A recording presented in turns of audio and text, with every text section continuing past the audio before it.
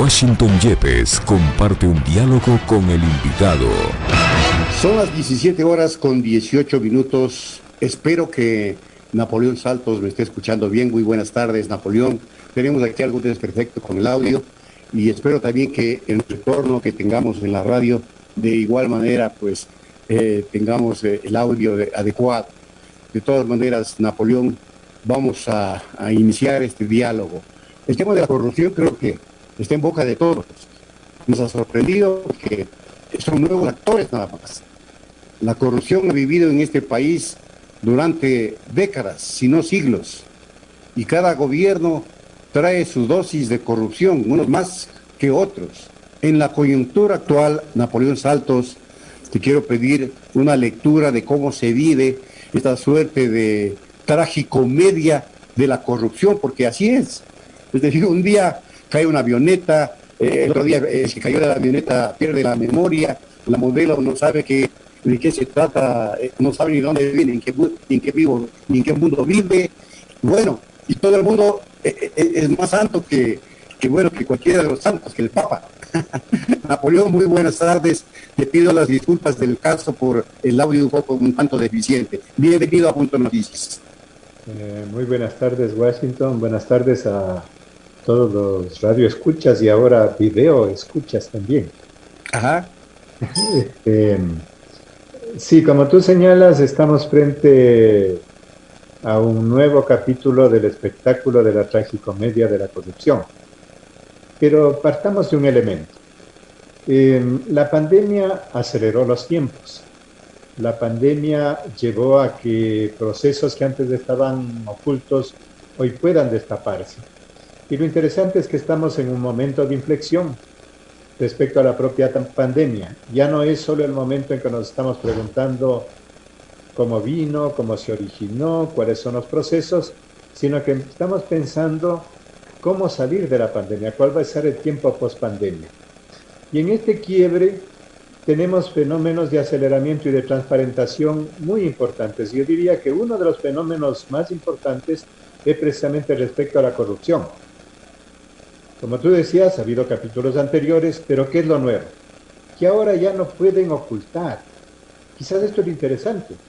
Estos hechos de corrupción inmediatamente que se ejecutan, se destapan a través de la acción de los medios de comunicación, pero sobre todo de las redes.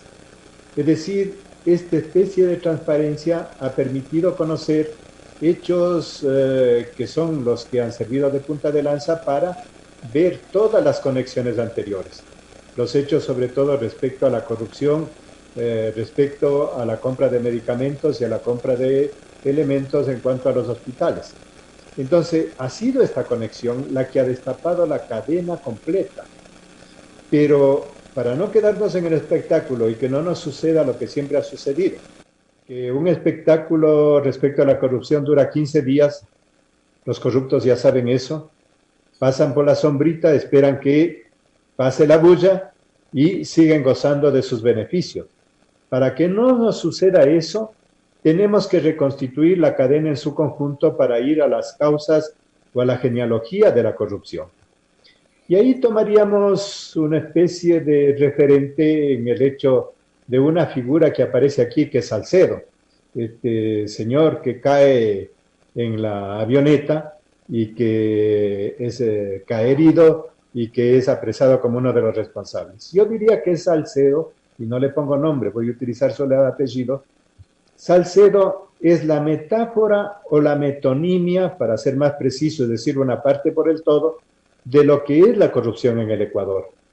Esta corrupción aparece ahora, pero resulta que este señor desde pequeño, desde cuando tenía 19 años, entró ya en la cadena y en la metodología de la corrupción. Por lo tanto, no estamos hablando solo del régimen actual, estamos hablando de un periodo largo.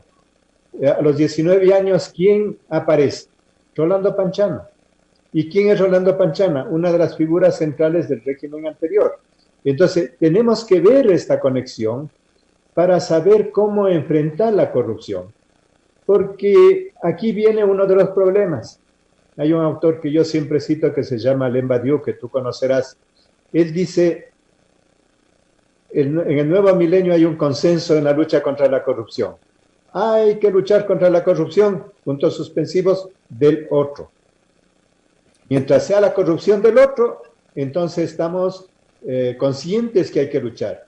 Pero mientras no establezcamos las conexiones, mientras no veamos las raíces, por hoy he mencionado a Panchana, pero recordarás que Panchana no solo inicia con Alianza País hace 10 años.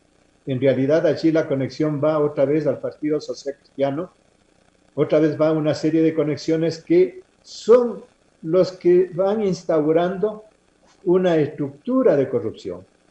Ya no es solo un caso, sino que se va instaurando, y por eso digo, Salcedo es el ejemplo. Salcedo, su primer gran contrato viene con Panchana, 19 años, y empieza un ciclo de acumulación corrupta, aparece como dueño de varias empresas y se contacta sistemáticamente con el poder.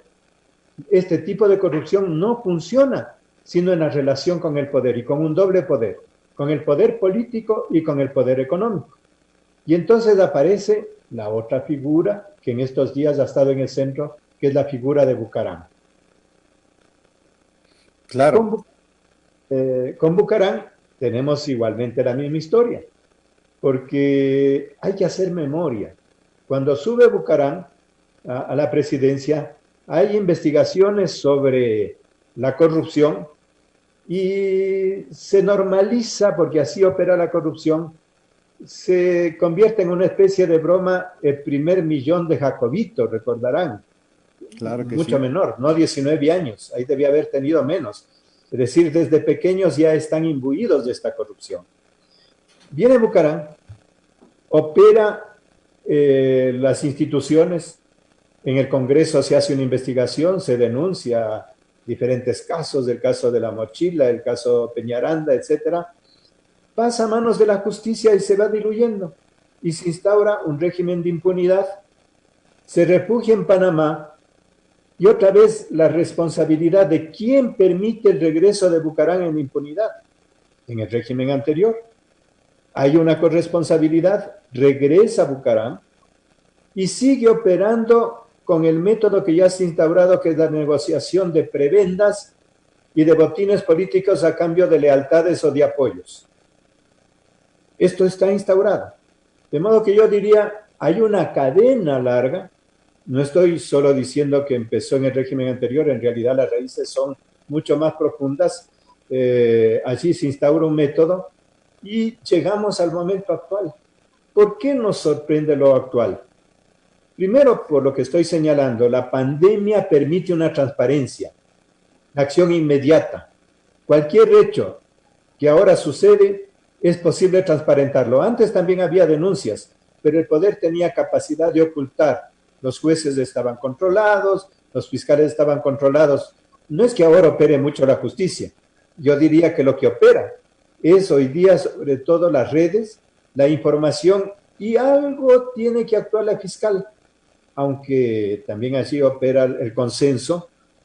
Hay que luchar contra la corrupción, pero contra la corrupción del otro mediante cálculo político. Si la lucha contra la corrupción no sale del cálculo y de la racionalidad política, no va a haber posibilidad de pasar, sino que repetiremos la historia en un nuevo espectáculo, en un nuevo acto de tragicomedia.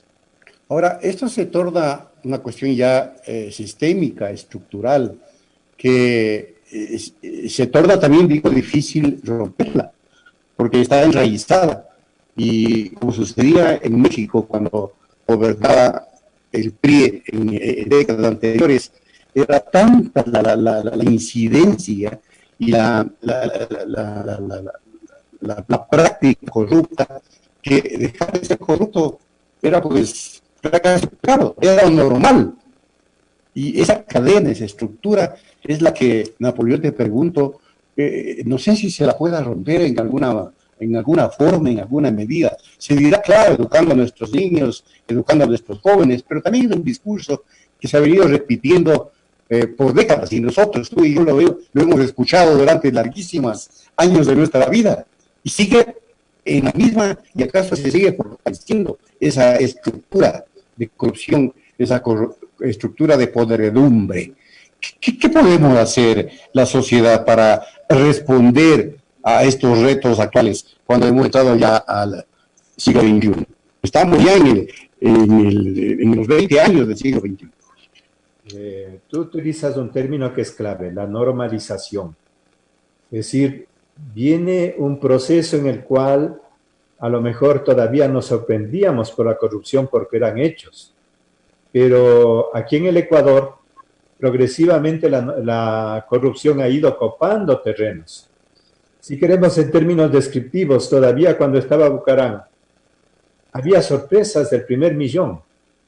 Ahora parecería que se normaliza que alguien que obtiene millones no parece un caso más. Entonces, ¿cómo romper ese círculo vicioso de la normalización? ¿Cómo encontrar un punto de quiebre? Primer elemento, y esto ya vemos precisamente por esa vida larga que hemos estado en esta lucha, que si no surge un poder paralelo, independiente, autónomo, no hay posibilidad de luchar contra la corrupción. Porque lo estamos viendo. Ahora, es posible que el régimen actual permita investigar los casos a profundidad. ¿Cómo va a terminar de investigar Arroz Verde si es que Arroz Verde está conectado a las elecciones de 2017, que es el origen del gobierno actual? ¿O cómo va a permitir investigar otros casos si es que no permite el paso para que se investigue INA Papers? Y así podríamos ir viendo cómo hay una conexión y cómo hay una serie de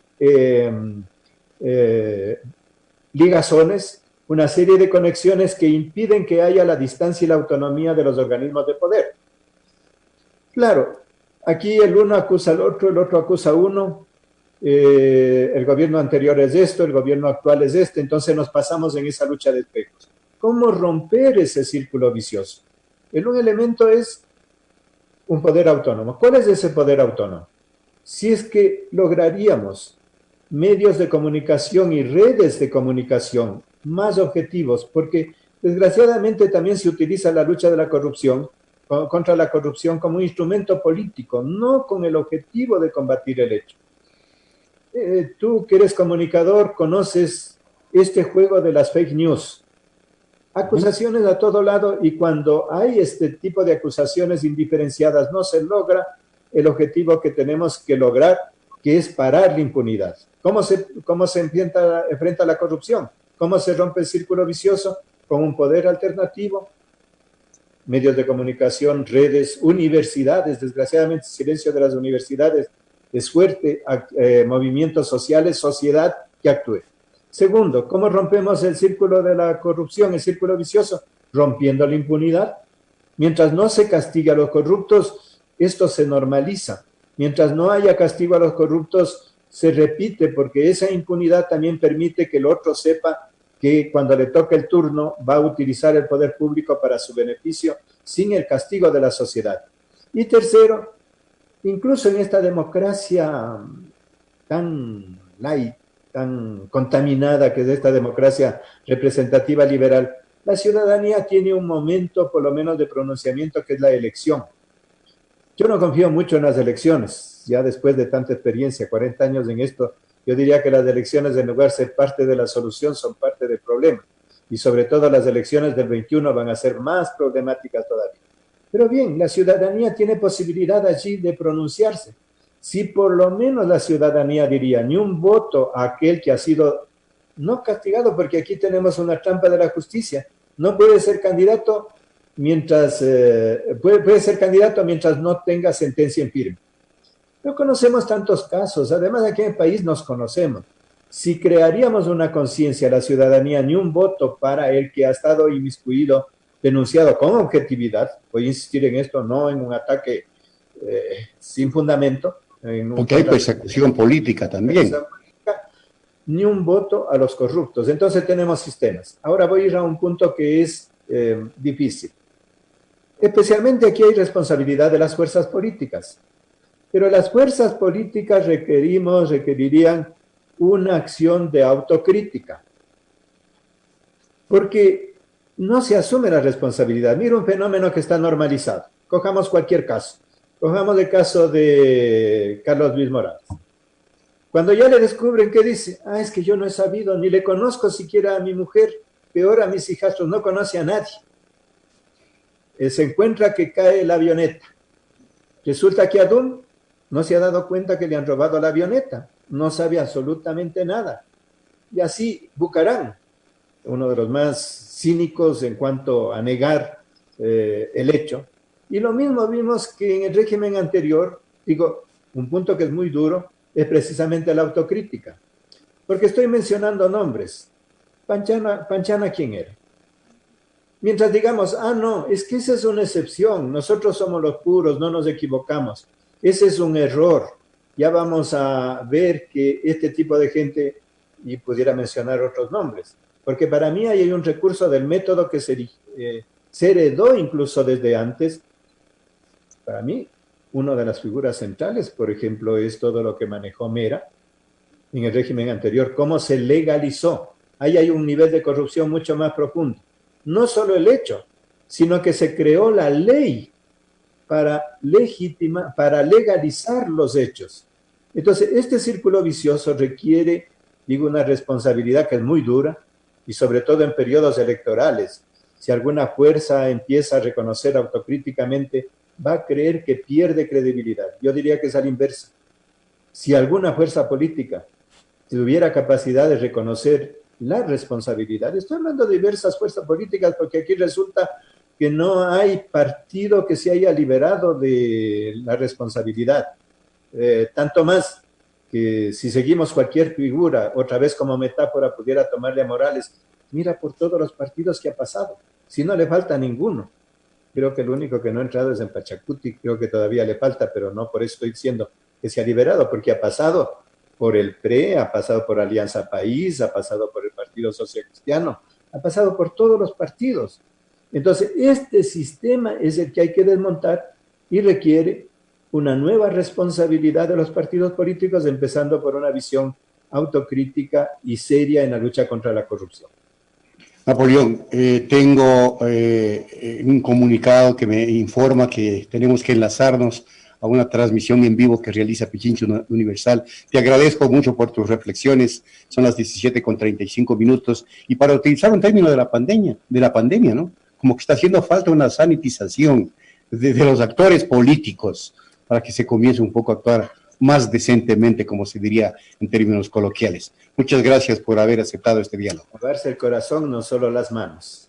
Sí, señor. Gracias. Napoleón Saltos, sociólogo, catedrático universitario, estuvo con nosotros en Punto Noticias.